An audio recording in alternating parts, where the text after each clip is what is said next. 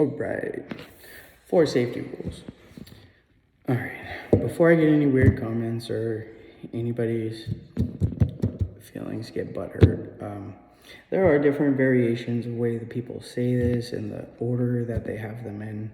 Just knowing them and applying them all at the same time, you will effectively be able to handle the weapon safely. First one, keep your finger straight off the trigger until you're ready to fire. That is very easy. You need to get into the habit of trying to align your finger with the slide underneath. It should look similar in most weapons, guns. And as I said in the other video, this does also help keep your finger in the second rule. Keep your weapon gun pointed in a safe direction. Now, the reason why that helps is because it's kind of like you're pointing. So like if you're pointing at something, you have a general idea of where your finger is directed to. You have full control of the gun. There's no way to accidentally fire this, as you've seen, because it's a fake gun, guys. But anyways, so realistically, yes, there's no way to accidentally pull the trigger.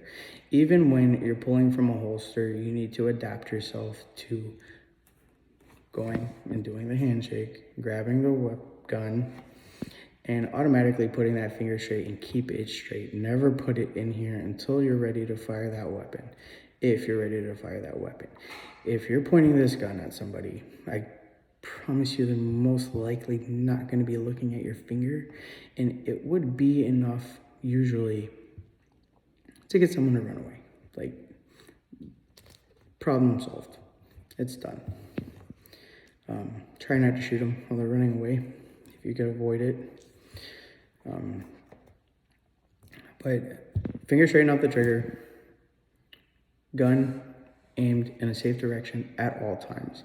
The safest directions to direct the firearm, the barrel of the firearm, would be towards the ground and at an angle.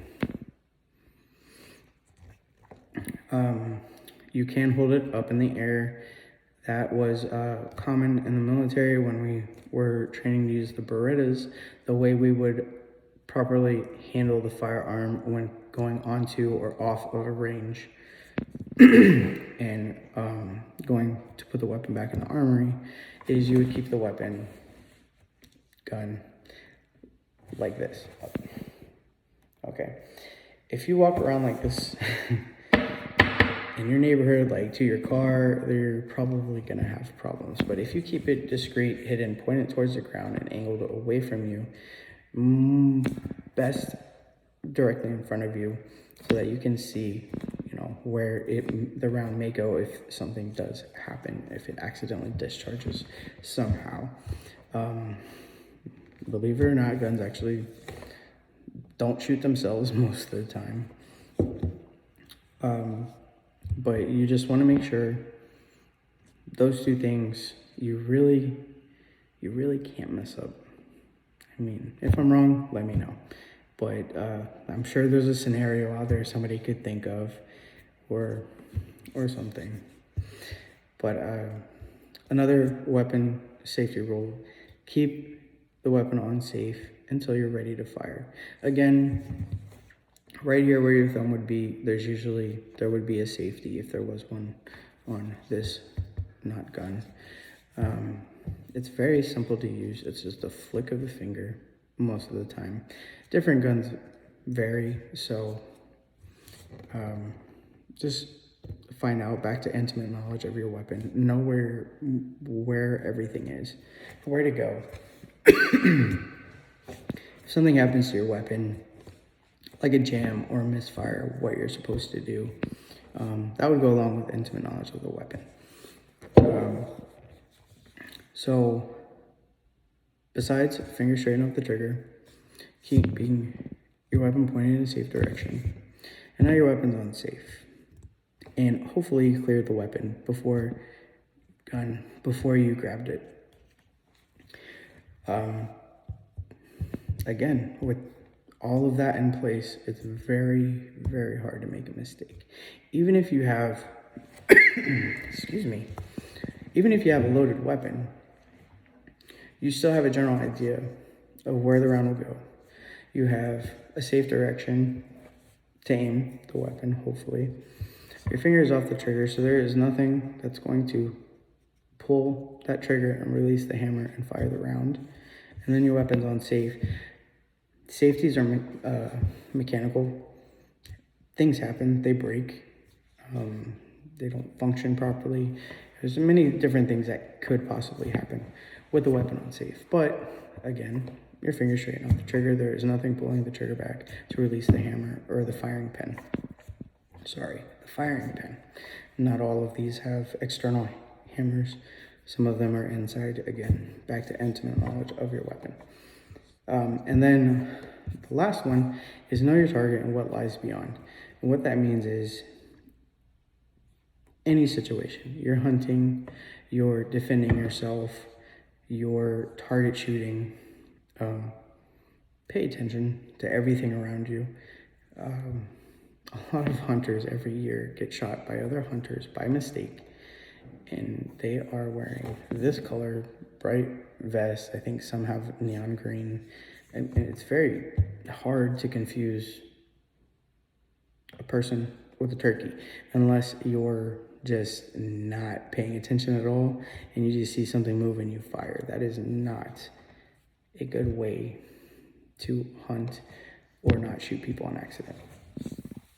So there's another safety rule that they usually like to teach.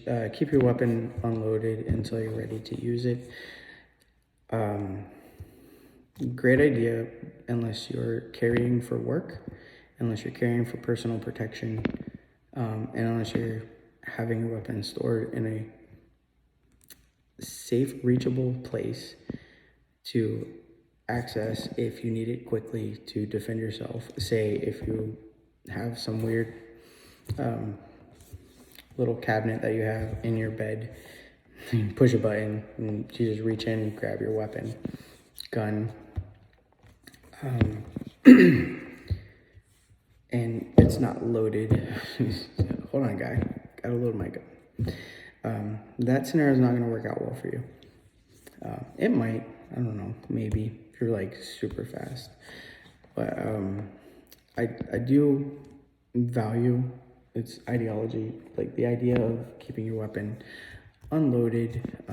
If you're consistently keeping all of your weapons unloaded, still clearing them, mind you, the odds are you're going to reduce any potential negligent discharges.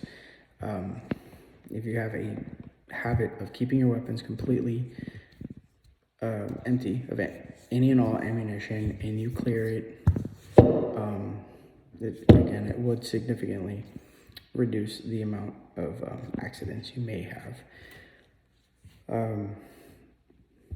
Not a big fan of that one because I carry for work, I have a personal carry, and I have my quick accessible firearm in every room.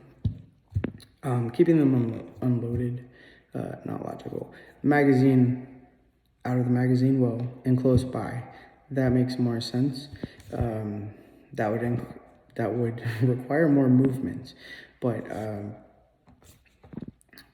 it's still better than reaching in and accidentally shooting something when you're grabbing the gun, which may happen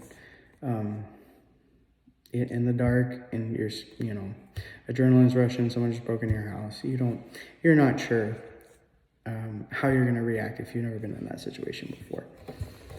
But a lot of people like to keep a round in the chamber. Those people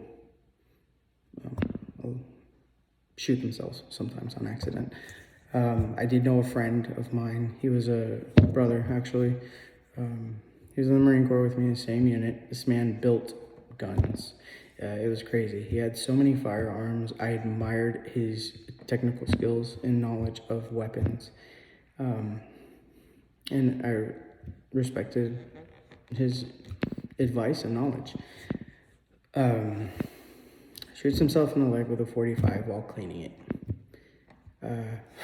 It completely shattered his femur, got him kicked out of the Marine Corps. How does somebody that has such intimate knowledge of weapons or guns end up shooting himself in the foot? Highly trained Marine, shoot himself in the leg. Anything can happen. Like I said, mistakes happen. But if you follow these rules to the T and follow the advice that I give you, it's very unlikely you're going to make a mistake. There are other factors in there like weapon malfunctioning, bad ammunition, all those other weird things, but they're very rare and uncommon. They do happen, but keeping close to these rules is super important. As I said before, you cannot really fail in keeping everybody safe if you follow the rules. And remember, keep your weapon clear, or at least have a knowledge of what condition your weapon is in, if it's loaded, if it's not. You do this by clearing the weapon the moment you touch it, the moment you pick it up. Picking it up, utilizing the 4 weapon safety rules, gun safety rules.